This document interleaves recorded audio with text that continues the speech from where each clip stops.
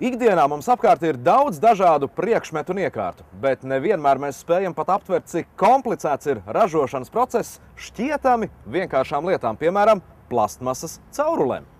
Gan siltums, gan ūdens daudzos mājokļos nonāk pateicoties pārdomātai un sarežģītai cauruļvadu sistēmai, kāda senos laikos nemaz nebija pieejama.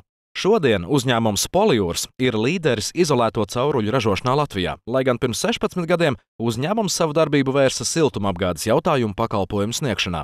Caurules tika iepirktas no Dānijas, līdz radās doma, kā labi tās neražot pašiem. Izolētās caurules tiek pielietotas jau diezgan sen, bet, protams, tehnoloģijas attīstās un siltumizolācija kļūst aizvien labāka, un mēs ejam šai tendencei līdzi un varam piedāvāt tirgu ļoti labas kvalitātes izolētas caurules. Šodien uzņēmumā strādā ap 80 cilvēku, un līdz šim ražotni Latvijā pazina tieši kā izolēto cauruļu ražošanas profesionāli. Nu jau kā 3 gadus Polijūrs sevi nopietni pieteicis arī ūdensvada cauruļu ražošanā. Šī gada sākumā ūdensvada cauruļu ražotne no Olainas pārcelt uz Jelgavu, kur turpina sekmīgi strādāt. Esam vienīgais ražotājs, kas var saražot lielu diametru caurules, 500 un uz leju. Līdz ar to izmaksas uz transportēšanu ir ļoti zemas un varam piedāvāt savā tirgu Latvijā šeit.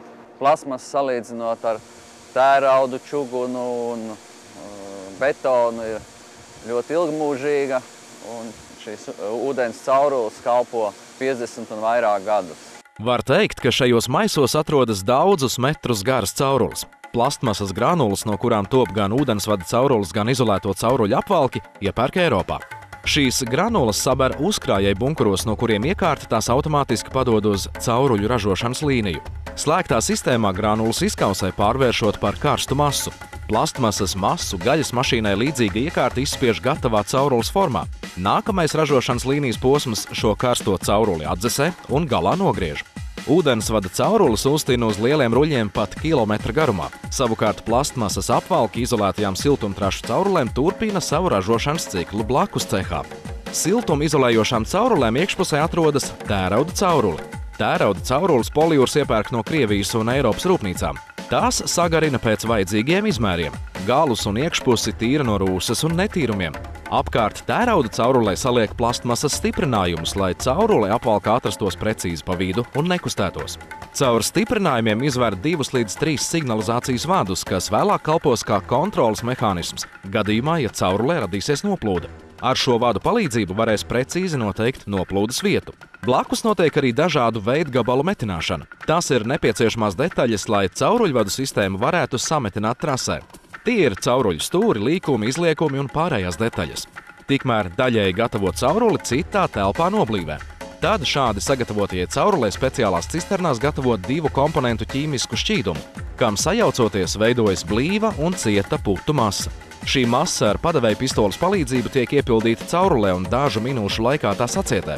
Cietā putu masa pilda lieliskas siltumizolācijas funkcijas, caurulē atrodoties zemē.